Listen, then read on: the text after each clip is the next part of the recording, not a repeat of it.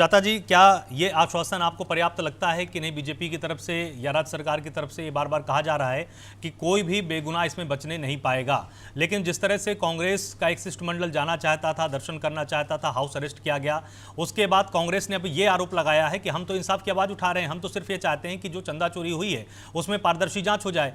उसके बाद कांग्रेस के तमाम कार्यकर्ताओं को आखिर रोका क्यों गया? जिस तरह से अजय राय जी को हाउस अरेस्ट किया गया, उस पर भी तमाम सवाल खड़े हुए हैं। कांग्रेस का क्या पक्ष है? क्या जांच बिल्कुल सही दिशा में है या इसमें कुछ और बेहतर हो सकता है? नमस्कार आलोक जी, आपको, मेरे को पैनलिस्ट और आपके दर्शकों को। देखिए, सबसे पहले तो मुझे बड़ा हास्यास्पद लगा अभी जो बयान मैंने सुना भाजपा के प्रवक्ता का, क्योंकि उनकी मैंने बातों को सुना है। वो तो बहुत कुछ बोल रहे हैं और चारों तरफ इस बात की चर्चा है कि किस तरह से जांच से पहले ही पूरे मंदिर आंदोलन ट्रस्ट और करोड़ों श्रद्धालुओं को कटघरे में खड़ा करना गलत है। क्या इन्होंने कहा ये बात? इनसे ये पूछा जाए। अगर इतना बड़ा आपकी आस्था इतनी बड़ी है तो इतनी बड़ी चोट आप करोड़ों हिंदुओं की आस्था पर कर रहे हैं, वहां से चोरी हो रही है चंपत राय के खास यादव के ऊपर, और अगर उसने वहां पे चोरी करी, अगर 8 लोगों की आज गिरफ्तारी हुई, तो 2 साल से अगर ये सब कुछ हो रहा तो आप लोगों को दिखाई नहीं दे रहा था? अरे जिस दिन से राम मंदिर बना है, जिस दिन से उसका उद्घाटन हुआ है, उस दिन से हर तरफ चाक चौबंद करने की बात हुई थी ना।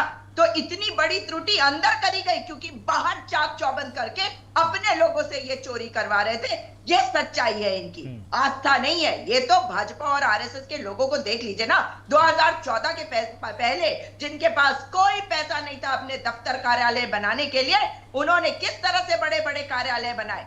और ये धन का दुरुपयोग जो किया जा रहा है, ये कहां से आता है पैसा? ये बार बार कहेंगे कि ये तो हमारा डोनेशन से आता है। तो आपको बता दूं महोदय, मेरे पास भी वो पर्ची है जो कई साल पहले मेरी माताजी की तरफ से, जो मेरी तरफ से, मेरे घर के सदस्यों की तरफ से राम मंदिर के डोनेशन के लिए दिए गए थे। जब हमारे यहाँ लोग आए थे या नहीं, भेजे गए थे या नहीं, आज की जनरेशन को ये याद नहीं होगा, लेकिन आपको तो पता होगा। याद नहीं, पता होगा। तो आज जिस तरह की बातें सामने आ रही है और जिस तरह से ये कह रहे हैं चंपत राय को किस तरह से उसका बचाव किया जा रहा है, भाई जो जिम्मेदार पद पे होता है, अगर उसकी देखरेख में ये चोरी हुई है तो सवाल उसी व्यक्ति के ऊपर उठेंगे। करोड़ों हिंदुओं की आस्था पर चोट करने वाली भारतीय जनता पार्टी और आरएसएस आज ये बताए।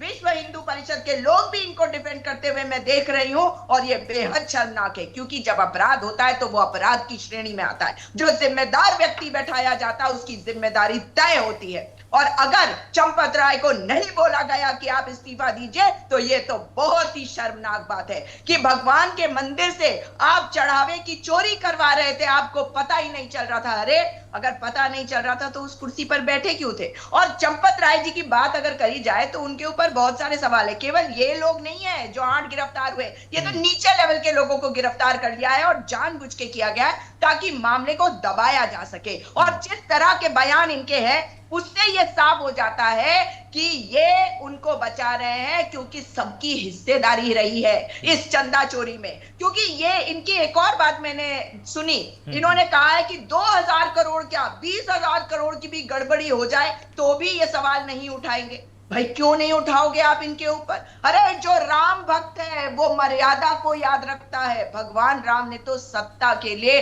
मर्यादा के लिए सत्ता छोड़ दी थी, सत्ता को नहीं चुना था, मर्यादा के लिए सत्ता चुनी थी। लेकिन आज तो आप लोगों ने मर्यादा का वनवास करवा दिया है जब आप ऐसी बातें करते हैं, इसलिए ये बेहद शर्मनाक है। अगर मर्यादा पुरुषोत्तम राम के मंदिर में आप चोरी कर रहे हैं तो आप भले ही किसी को भी कुछ भी दोष दे दे, लेकिन आज आपका चाल, चरित्र और चेहरा सामने आ गया है। और अगर हम इतिहास में जाए, क्योंकि आज की जनरेशन को ये सारी बातें पता नहीं होती आलोक जी, और इसी कारण से जब हम बात करते हैं तो हम भूल जाते हैं कि 1984 में राम जन्मभूमि आंदोलन जब शुरू हुआ था तो तब क्यों हुआ था, क्या कारण था, किस तरह से विश्व हिंदू परिषद आया और किस तरह से राजीव गांधी जी ने वहां पर जो पहल करी थी दरवाजे खोलने की, वो सारी चीजें ये छुपा जाते हैं। ये केवल दूसरों को दोष देते हैं कि आप तो राम भगवान में विश्वास नहीं करते। ये ना राजनीतिक आस्था वाले लोग हैं, ये धार्मिक आस्था वाले लोग नहीं है। धर्म की आड़ में राजनीति करते हैं, जो बेहद शर्मनाक है।